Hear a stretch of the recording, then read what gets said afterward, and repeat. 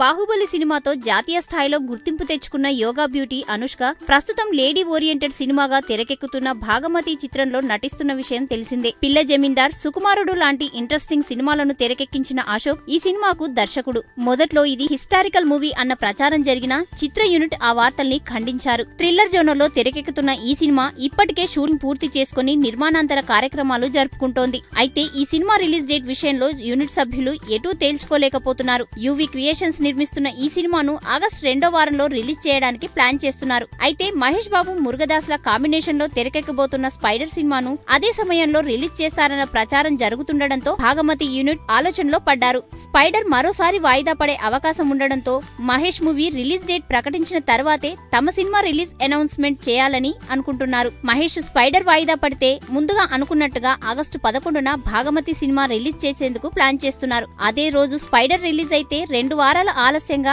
August 25న Bhagamathi release కు plan చేస్తున్నారు. ఈ వీడియో గనుక మీకు నచ్చినట్టయితే లైక్ చేయండి, షేర్ చేయండి, సబ్స్క్రైబ్ చేసుకోండి.